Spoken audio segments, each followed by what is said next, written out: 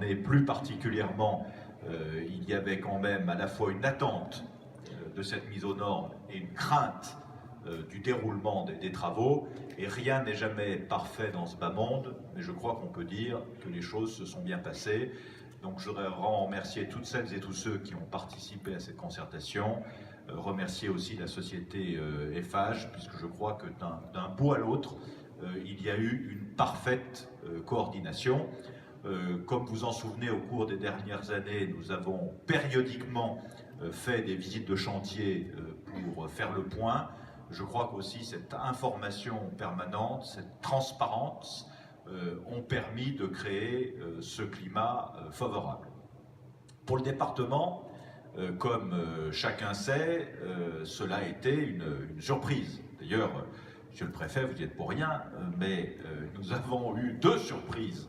Enfin, une vraie surprise juridique qui était la mise aux normes du tunnel du Chat dans le réseau routier national transféré au département, et puis les gorges de l'Arly qui n'ont pas fini non plus de nous occuper. Donc finalement, l'État n'a pas fait une si mauvaise affaire que ça au milieu des années 2000 de nous transférer 400 km de réseau routier national devenu départemental. Mais comme l'a dit Auguste, il a fallu qu'on fasse. Bon.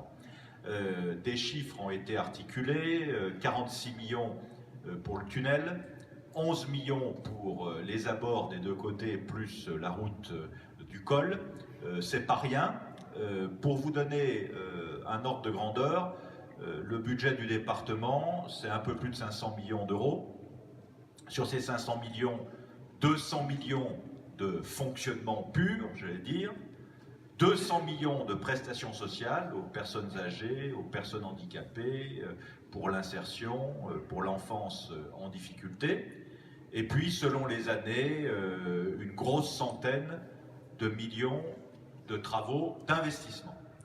Sur ces 100 ou 110 millions, un quart environ sont les subventions aux communes ou aux intercommunalités, et les trois quarts sont des investissements directs du département. Et sur ces investissements directs, il y a d'abord les routes, mon cher Auguste, et puis les collèges, chère Marie-Claire, et puis aussi, cher Gaston, notre contribution aux investissements du SDIS, aux côtés des communes. Donc ces 56 millions de travaux, 57 millions de travaux, représentent en gros une année de budget routier.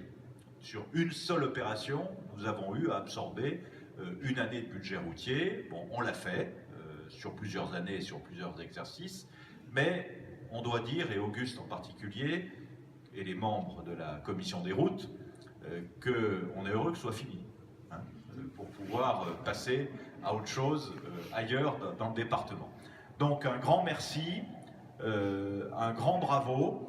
Je voudrais évidemment associer à ces propos Jean-Pierre Vial, qui n'a pas pu être avec nous aujourd'hui et qui a suivi ce dossier dès l'origine avec une très grande attention. Et comme tu l'as rappelé, Auguste, avant même que la question de la mise aux normes se pose, il y a eu toute la question des poids lourds à Bordeaux, au Bourget-du-Lac et dans le bassin aixois. Et je crois que désormais, Monsieur le Préfet, nous sommes arrivés à une solution satisfaisante, acceptée par tout le monde et qui convient au plus grand nombre. Et je crois que de cela aussi, il faut se féliciter. Je crois que j'ai une dernière chose à dire, c'est la date d'ouverture, c'est ça, hein? Bon. Donc ce sera samedi prochain, le 18 à 9 h du matin. Qu'on se le dise. Merci encore.